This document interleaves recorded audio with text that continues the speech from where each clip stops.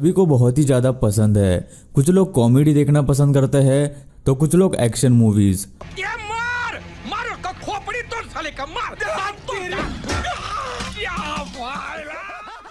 लेकिन वही कुछ लोगों को हॉरर मूवीज देखना भी बहुत ज़्यादा पसंद होता है।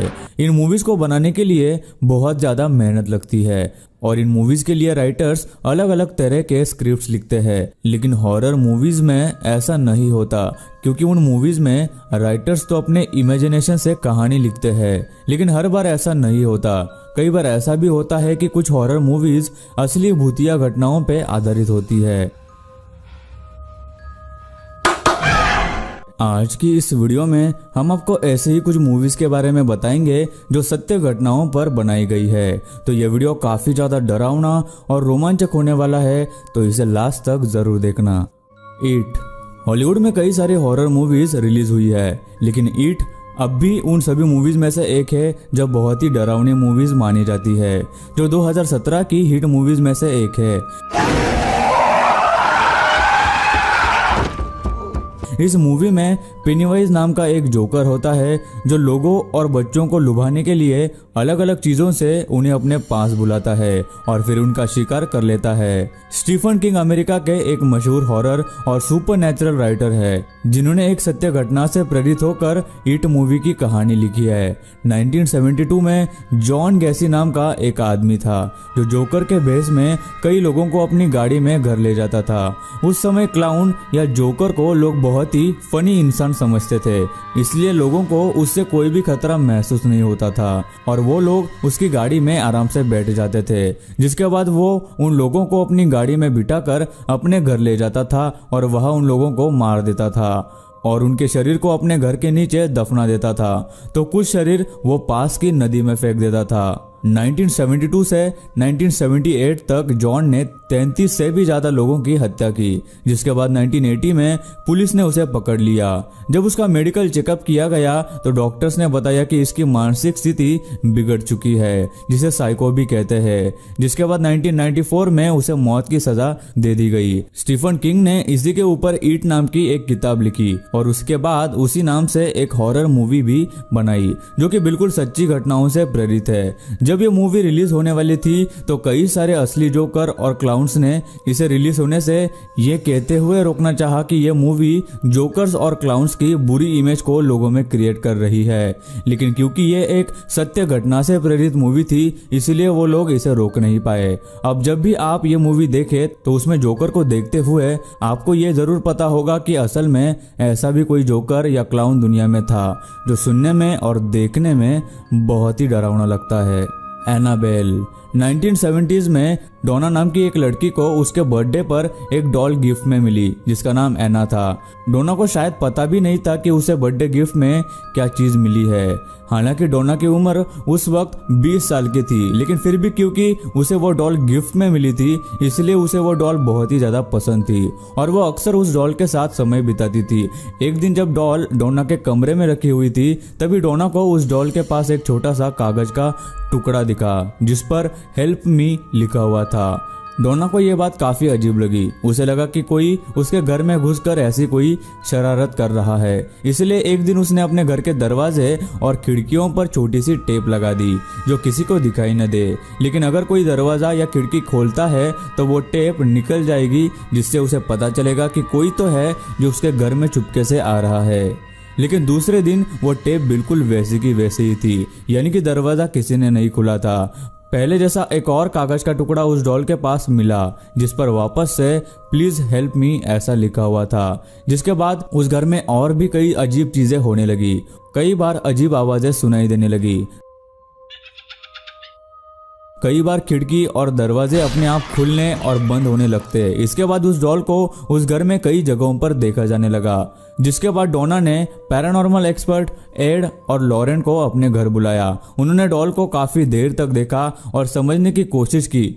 उन दोनों ने डोना से कहा कि इस डॉल पर शैतान का कब्जा है। जिसके बाद डोना ने एक जादू करने वाले को बुलाया और उन सब ने मिलकर यह फैसला किया कि इस डॉल को किसी म्यूजियम में रखा जाए। अगर आपने एनाबेल मूवी देखी होगी तो आपको पता होगा कि उस मूवी के शुरुआत में यह जरूर लिखा हुआ होता है कि यह मूवी सत्य घटना से प्रेरित है। ये डॉल दिखने दिखने में भले ही एनाबेल मूवी वाली डॉल से थोड़ी अलग दिखती हो, लेकिन वो डॉल बिल्कुल असली है।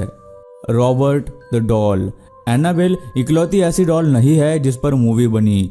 रॉबर्ट यूजिन नाम के एक बच्चे को उसके घर काम करने वाली मेड ने एक डॉल गिफ्ट की। यूजिन ने उस डॉल का नाम भी रॉबर्ट रखा, लेकिन उस दिन के बाद से ही यूजिन के घर में अजीब अजीब घटनाएं होने लगी। लोगों का कहना है कि यूजिन की मेड ने उस डॉल पर कोई काला जादू करने के बाद वो डॉल यूजिन को दे दी। यूजिन जब उस डॉल के साथ कमरे में अकेला होता तो यूजिन के अलावा किसी और की भी आवाज सुनाई देती थी। जब यूजिन से पूछा जाता कि वो किससे बात कर रहा था तो वो कहता कि वो रॉबर्ट से बात कर रहा था। मैंने 2 आवाजें सुनी। तुम किससे बात कर रहे थे? रॉबर्ट से।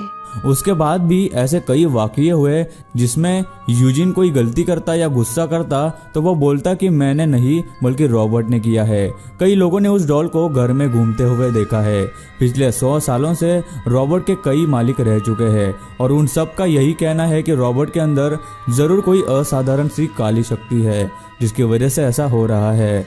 जिसके बाद उस डॉल को मार्टेलो के एक म्यूजियम में रखा गया है। उस म्यूजियम में जब भी कोई रॉबर्ट के बहुत पास आकर फोटो लेने की कोशिश करता है तो उसके मोबाइल या कैमरे में कोई ना कोई खराबी आ जाती है। रॉबर्ट द डॉल पर एक मूवी भी बनी है जिसका नाम the curse of Robert the doll था। ये मूवी पूरी तरह से रॉबर्ट डॉल पर बनी है जो सत्य घटनाओं से प्रेरित है। Deliver us from evil. अभी हम आपको जिस आदमी के बारे में बताने वाले हैं वो एक पुलिस ऑफिसर था जिस पर एक मूवी भी बनाई गई है जिसका नाम डिलीवर अस फ्रॉम एविल है। रैल्फ सार्ची नाम का एक पुलिस ऑफिसर था जिसका कहना है कि उसने अपने कई सालों की सर्विस में ऐसे कई हादसे और घटनाएं देखी है जो उनके समझ के परे थी। उनका यह मानना था कि ये कोई पैरानॉर्मल एक्टिविटी है। क्योंकि रैल्फ एक पुलिस ऑफिसर था इसलिए उसने शुरुआत में इन सब बातों को अनसुना कर दिया और इन पर ज्यादा ध्यान नहीं दिया। लेकिन जब रैल्फ के सामने ऐसी कई सारी घटनाएं आई तो वो इस सोच में पड़ गए कि क्या वाकई में पैरानॉर्मल एक्टिविटी जैसी कोई चीज होती है। आखिरकार रैल्फ ने यह पता लगाने के लिए अपनी पुलिस ऑफिसर की नौकरी छोड़ी और एक प्रीस्ट के असिस्टेंट बन गए और पैरानॉर्मल एक्टिविटीज पर रिसर्च करने लगा। और रैल्फ आज पैरानॉर्मल एक्टिविटीज पर यकीन भी करता है। रैल्फ का कहना है कि मेरी इस लाइफ पर बनी यह फिल्म देखने में जितनी डरावनी है मैंने हकीकत में उससे भी डरावनी चीजें देखी है। उनका कहना है कि इस मूवी का अक्सर हिस्सा उनके लाइफ में गुजरे हुए हादसे हैं जिनमें कई सारे पैरानॉर्मल एक्टिविटीज और इंसिडेंट्स है। रैल्फ ने एक बुक लिखी है जिसका नाम बीवेयर द नाइट्स है जिसमें रैल्फ ने उनके साथ हुए हादसों और एक्सपीरियंस को लिखा है। 3096 डेज। अभी अगली मूवी जिसके बारे में हम आपको बताने जा रहे हैं वो एक हॉरर मूवी तो नहीं लेकिन ये किसी हॉरर मूवी से कम भी नहीं है जो एक बिल्कुल सच्ची घटना पर आधारित है। ऑस्ट्रिया की रहने वाली 10 साल की लड़की नताशा हर रोज स्कूल से घर टाइम पर आ जाया करती थी, लेकिन 2 मार्च 1998 में वो स्कूल से आने के लिए काफी लेट हो गई थी। जिसके बाद उसकी माँ ने स्कूल जाकर पता किया तो वहां नताशा की माँ को पता चला कि वो आज स्कूल आई ही नहीं थी। उसके दोस्तों से पूछने पर पता चला कि उसके एक फ्रेंड ने उसे स्कूल आते वक्त एक व्हाइट कलर की वैन में देखा था। नताशा की माँ ने फौरन पुलिस को कांटेक्ट किया और पुलिस तुरंत ही नताशा को ढूंढने लगी। कई दिन गुजरे लेकिन पुलिस के हाथ कुछ नहीं आया। दरअसल नताशा को एक आदमी ने व्हाइट कलर की वैन में किडनैप करके अपने घर के एक अलग हिस्से में रखा था जो सिर्फ 5 स्क्वायर मीटर्स था जिसमें कोई भी खिड़की नहीं थी। उस कमरे में सिर्फ एक टेबल, कुर्सी, बिस्तर, लाइट, फैन, टॉयलेट और एक वॉश बेसिन था। वो आदमी कई दिनों के बाद नताशा को कुछ देर चलने के लिए उस कमरे से बाहर निकालता। एक दिन नताशा वहां से भाग निकली। इसमें सबसे डराने वाली और भयानक बात तो यह है कि उस आदमी ने नताशा को उस छोटे से कमरे में 3096 दिनों तक रखा था जो तकरीबन 8.5 साल तक होते हैं। इसलिए इस मूवी का नाम 3096 डेज रखा गया है। इतने लंबे समय तक उस एक कमरे में बंद होना एक बच्ची के लिए बहुत ही हिम्मत और साहस का काम है। नताशा ने कभी हिम्मत नहीं हारी और वो 8.5 साल बाद उस आदमी की कैद से भाग निकली। जब उस आदमी को इस बात का पता चला तो उसने एक ट्रेन के सामने कूदकर जान दे दी। यह मूवी बहुत ही इमोशनल है और पूरी तरह से नताशा की हिम्मत और साहस पर बनाई गई है जिसमें उस पर हुई क्रूरता को दर्शाया गया है। स्त्री। स्त्री मूवी तो शायद आप सबने देखी ही होगी, जो 2018 में रिलीज हुई थी। ये मूवी उस साल की सबसे सफल और सबसे हॉरर फिल्मों में से एक थी। अब आप सोच रहे होंगे कि इस मूवी का नाम इस लिस्ट में क्यों है।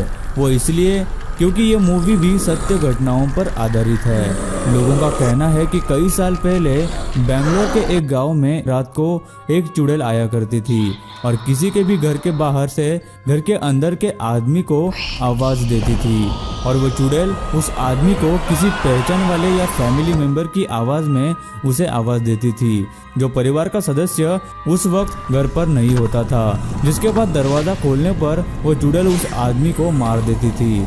जिसके बाद वहाँ के लोगों ने घरों के दरवाज़ों पर नालेबा लिखना शुरू किया, जिसका मतलब कन्नड़ भाषा में कल आना ऐसा होता है। लोगों का ऐसा कहना है कि ऐसा लिखने पर वो चुड़ैल उन घरों पर नहीं जाती जिस पर नालेबा लिखा हुआ होता था। कई सालों बाद ये कहानी लोग भूल गए होंगे, लेकिन उस गांव में आज भी कई घरों के बाहर लोग नालेबा लिखते हैं। भले ही आपको ये कहानी सच लगे या न लगे, लेकिन बेंगलोर के गांव के लोग आज भी इस बात पर विश्वास करते हैं। सो गाइज, आपको इनमें से कौन सी मूवी सबसे ज़्यादा डरावनी लगी, हमें नीचे कमेंट करके ज़रूर बताना।